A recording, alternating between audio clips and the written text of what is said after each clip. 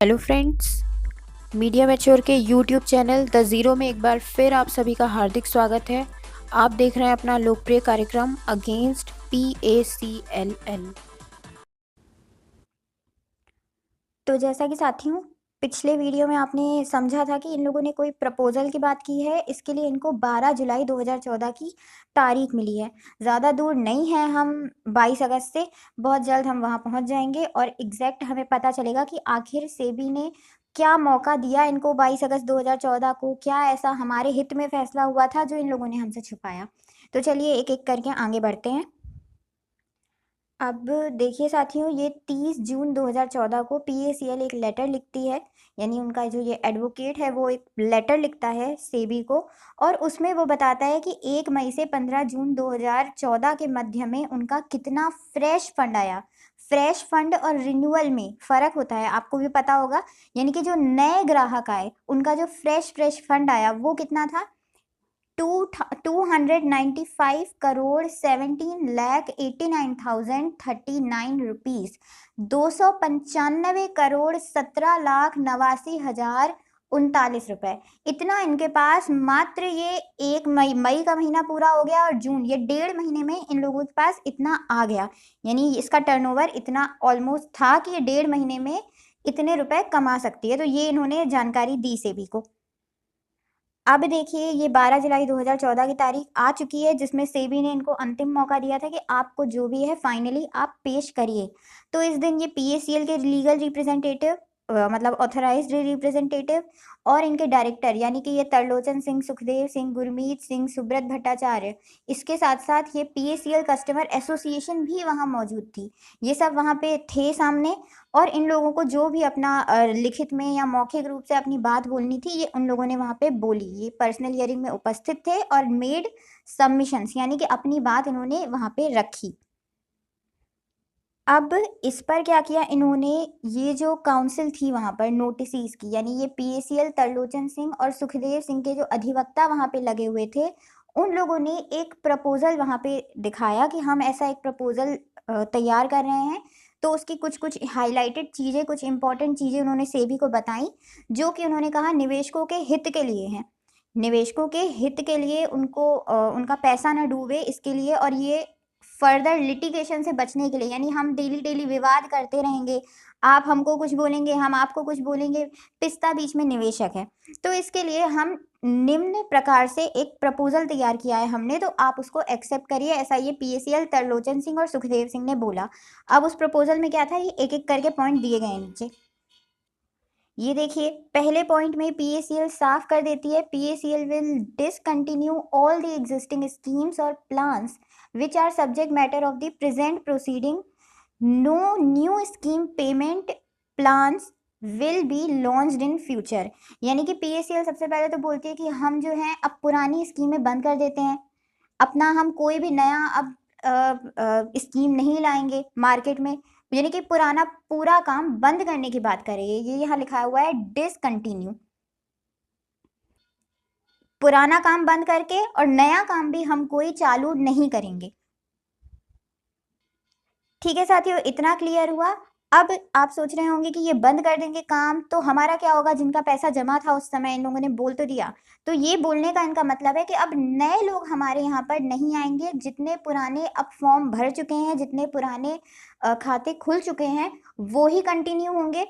ये लिखा हुआ है, यही कंटिन्यू होंगे 5 साल तक, क्योंकि ज़्यादातर इसमें 5 साल के ही प्लान थे।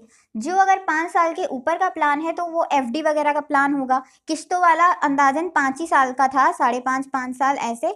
तो 5 साल का इन्होंने समय मांगा कि वो ही कंटिन्यू होंगे 5 साल तक, या फिर एंड ऑफ देयर टेन्योर, किसी का 5 साल के ऊपर का है तो जब तक का उसका टेन्योर है, यानी जब तक उसकी मेच्योरिटी नहीं बन जाती, डेट नहीं आ जाती मेच्योरिटी, तब तक वो चलता रहे खाता। इसके बाद कंपनी उनको जो चाहिए, अगर उनको लैंड चाहिए तो लैंड दे देगी, अगर उनको रिटर्न ऑफ मनी चाहिए यानी पैसे के बदले में पैसा चाहिए तो कंपनी उनको पैसा दे देगी। फिर हमारा काम यहीं खत्म, हम इसको आगे कंटिन्यू नहीं करेंगे। ऐसा PACL ने लिखित में दिया सेबी को। बहुत बढ़िया है साथियों, ये तो आपके हित में है। हमें लग रहा होगा PACL ने इतना अच्छा प्रपोजल दिया, पर आगे पता चलेगा कि ये हाथी के दांत दिखाने के और होते हैं और खाने के और होते हैं। और यहाँ पर तीसरे पॉइंट में क्या कह रही है पीएसीएल कि जो उनका टेन्योर रहता है ग्राहकों का वो बदलता रहता है, मतलब किसी का कुछ रहता है, किसी का कुछ, सबका ज़रूरी नहीं एक जैसा हो। लेकिन अंदाज़न सभी जो एग्रीमेंट है आने वाले 5 साल के अंदर-अंदर जो ये पुराने एग्रीमेंट हैं वो इनके खत्म हो जाएँगे, ऐसा इन्होंने अनुमान करके उधर बताया। इसलिए हम 5 साल का समय माँग रहे हैं, 5 साल के भीतर-भीतर सबको एक-एक करके पेमेंट हो जाएगी। इसके अलावा साथियों 12 जुलाई 2014 की इस तारीख में ये गुरनाम सिंह भी वहाँ पे हाज़िर हुआ था। गुरनाम सिंह ने कुछ नहीं किया ज़्यादा, बस इसने 1 जुलाई 2014 को कुछ लिखित में भेजा था सेबी को, उसी को उसने वहाँ पे मौखिक रूप से अपना बोला, उसी पे उसने तर्क-वितर्क किया और ज़्यादा उसने कुछ नहीं किया। बाकी 1 जुलाई 2014 को क्या था, ये तो ज़्यादा इसमें नहीं बताया गया है। अब जो प्रपोज़ल आपने ऊपर देखा ये 5 साल में पेमेंट वाला, तो इस पर ये तरलोचन सिंह, पीएसीएल और सुखदेव सिंह, ये तीनों ने, पीएसीएल, तरलोचन सिंह और सुखदेव सिंह ने 3 हफ्तों का और समय माँगा फाइनल प्रपोज़ल रेडी करने के लिए। यानी ये तो एक प्रकार का ड्राफ्ट था, यानी कि ये पूरी किताब छाप रहे हैं, लेकिन अभी दिखाया सिर्फ़ कवर पेज है, यानी पहला पन्ना सिर्फ़, किताब अभी पूरी छापना बाकी है। यानी उन्होंने 3 मेन पॉइंट अपने बता दिए सेबी के सामने कि हम इस प्रकार का एक प्रपोज़ल बना रहे हैं। 3 हफ्ते का समय दीजिए, पूरा कंप्लीट करके प्रपोज़ल हम आपके सामने रखेंगे कि आखिर कैसे हम इनको भुगतान करेंगे, क्या-क्या प्रक्रिया होगी, हर एक चीज़, छोटी से छोटी चीज़ आपके समक्ष हम प्रस्तुत करेंगे। लेकिन पीएसीएल को झटका लगा सेबी से बहुत बड़ा। सेबी ने कहा कि हमने आपको समय दिया तो था, ये आज की तारीख आपके प्रपोज़ल के लिए ही तो रखी गई थी, तो वो भी आपने पूरा नहीं किया। 3 हफ्ते का समय तो अंदाज़न आपका तो केस ही इतने समय से चल रहा है, इतने समय में आप ये प्रपोज़ल नहीं बना पाए, तो उन्होंने उनकी डेट वो आगे नहीं बढ़ाई।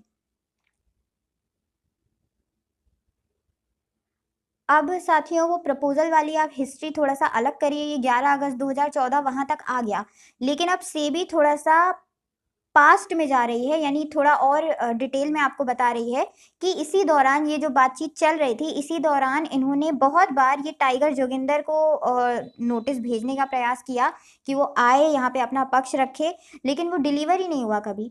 तो फिर 8 मार्च 2014 को सेबी ने अखबार में प्रकाशित करवा दिया कि टाइगर जोगिंदर जो है, वो यहाँ पर आए और अपना शो कॉज़ नोटिस लेकर जाए और 24 मार्च 2014 की पर्सनल हियरिंग में भाग ले, अपना पक्ष रखे।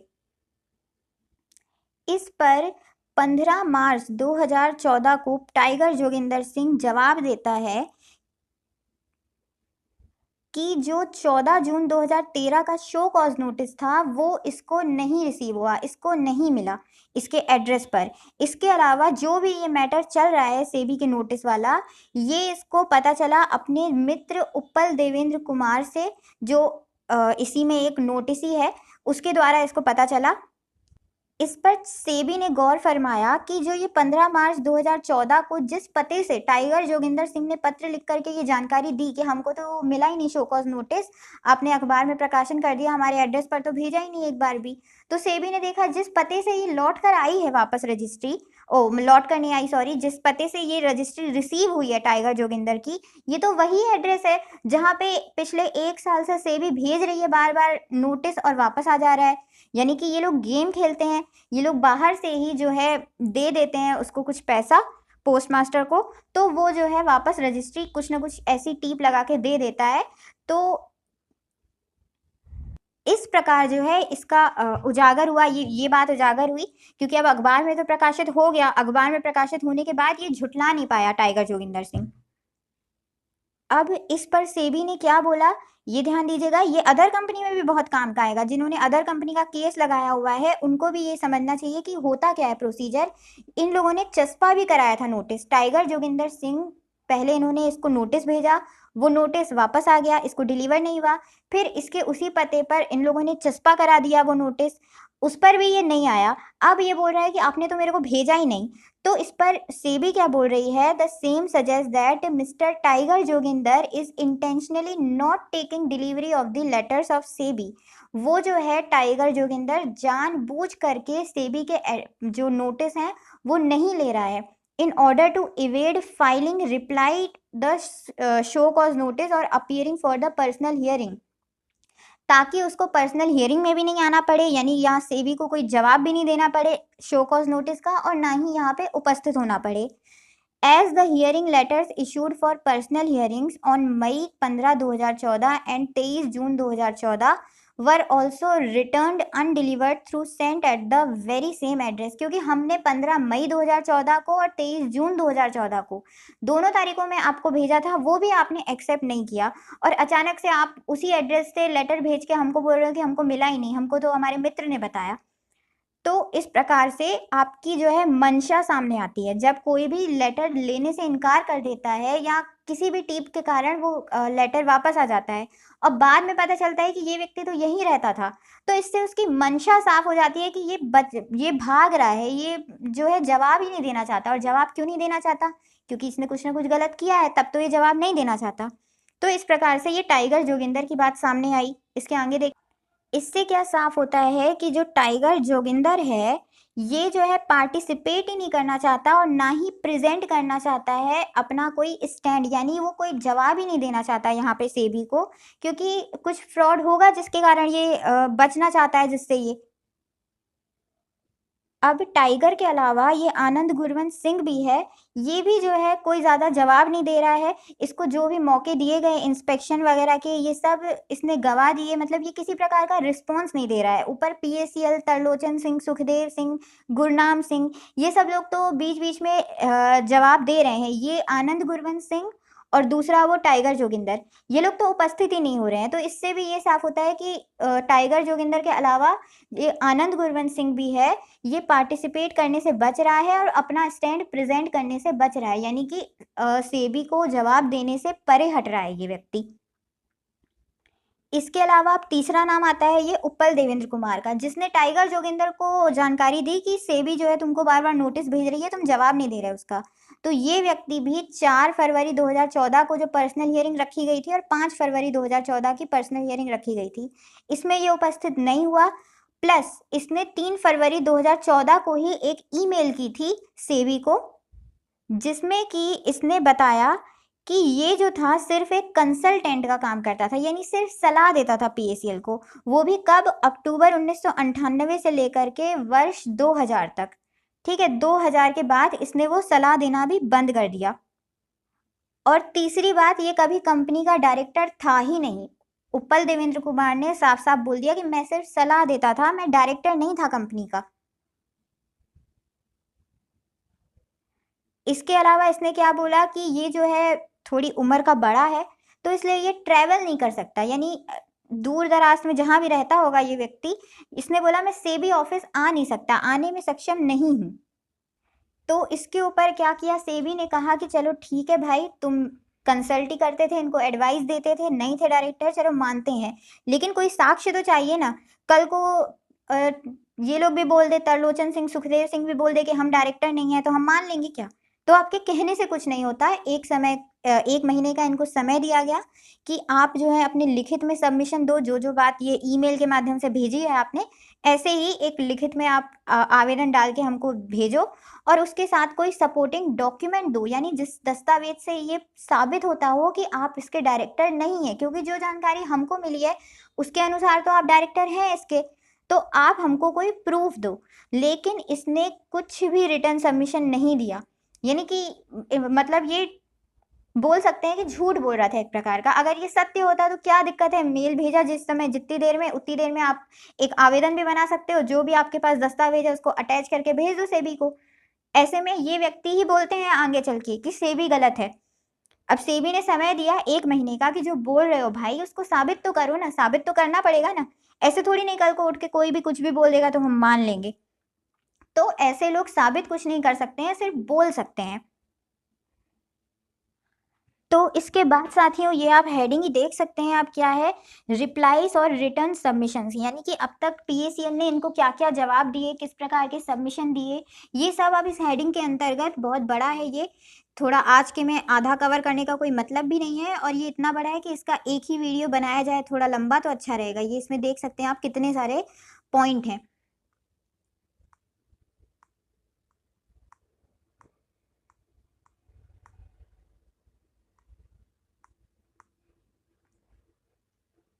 तो तो अंदाजन देख लीजिए, इसमें बहुत सारे पॉइंट है, तो इसका अब हम कल से वीडियो बना लेंगे तो थोड़ा थोड़ा करके ये समझ लेंगे हम। आज जो है हम यहीं पे समाप्त करते हैं।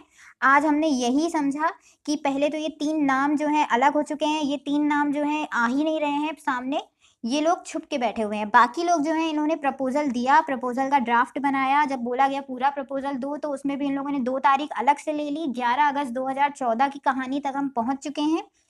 अब इसके बाद हमको 22 तक ज़्यादा समय नहीं रहेगा। अगर यही चीज़ हमारे सामने पहले आ जाती कि पीएसीएल ने ऐसा प्रपोजल दिया है सेबी को, तो लोग अलर्ट हो जाते कि जब सेबी ने इस पे ऑब्जेक्शन उठाया तो ये सरेंडर करने का प्रयास कर रही है ना पीएसीएल कि भाई हम चलो नहीं लेंगे नया पैसा, हम दे देंगे सबको भुगतान। तो कोई भी इस स्कीम में भाग नहीं लेता, कोई भी मेगा स्कीम में जाकर के पैसा नहीं जमा करता। इन लोगों ने ये भी वायरल नहीं किया। अगर आपके सीनियर प्रमोटर, ये जो संगठन के लोग आज खड़े हैं, ये पहले तो पीएसीएल में काम करते थे ना, तो जानकारी इनको नहीं थी क्या? या पीएसीएल कस्टमर एसोसिएशन जो उस दिन उपस्थित थी उसको भी जानकारी थी? जब वो खुद देख रहा है कि भंगू खुद सरेंडर करने को तैयार है, ये पीएसीएल भंगू की तो है, नाम इसका नहीं था यहाँ पर जिक्र, लेकिन ये पूरा भंगू की है। ये जब सरेंडर करने को तैयार है तो ये लोग ने आप लोगों को उस समय क्यों नहीं सचेत किया कि आप इसमें आप पैसा डालना बंद कर दो? जो डल गया है, ये लोग प्रयास कर रहे हैं कि बस आपको वो भुगतान कर दें। तो आप इनकी अब बातों में मत आना अगर वो आपको बोले ऐसा तो, क्योंकि इन लोगों ने सेबी को साफ तौर पर लिख करके दिया है कि वो नया काम नहीं लेंगे, अब सब पैसे का भुगतान कर देंगे। तो ये यहाँ पर सबसे पहली गलती किसकी है, ये आप लोग सोचिए। कोई आपको सचेत कर सकता था कि नहीं कर सकता था? ये हम आज की तारीख में पढ़ रहे हैं। ये जो 22 अगस्त 2014 को ऑर्डर आया, इसमें लिखा हुआ है 22 अगस्त के पहले ही इन्होंने प्रपोजल दिया था। पीएसीएल कस्टमर एसोसिएशन वहां मौजूद थी, तो भैरव सिंह राजावत ने सबको आगाह क्यों नहीं किया? ये प्रश्न आपको करना चाहिए। जिस दिन आप ये प्रश्न करना सीख जाएंगे, उस दिन आपको कामयाबी जरूर मिलेगी। चाहे भुगतान हो ना हो, भैरव सिंह राजावत प्लस जो भी अन्य साथी पीएसीएल कस्टमर एसोसिएशन में शामिल हैं, वो सब जेल के पीछे जरूर आ जाएंगे। तो आप इनको जेल के पीछे, जेल की सलाखों के पीछे इनको डालने का प्रयास करिए। भुगतान ऑटोमेटिक हो जाएगा, भुगतान के पीछे मत भागिए अभी आप। बाकी बहुत बहुत धन्यवाद साथियों हमसे जुड़ने के लिए। कल से हम ये रिप्लाई जो जो इन लोगों ने दिया है, इसमें आपके प्रपोजल की भी कहीं बात आएगी आगे चल के। पहले ये शुरुआत से मेरे को लगता है बता रहे हैं क्या क्या सबमिशन दिए, एक एक करके हम पूरे पॉइंट इसको समझेंगे। बहुत बहुत धन्यवाद साथियों। जय हिंद, जय भारत।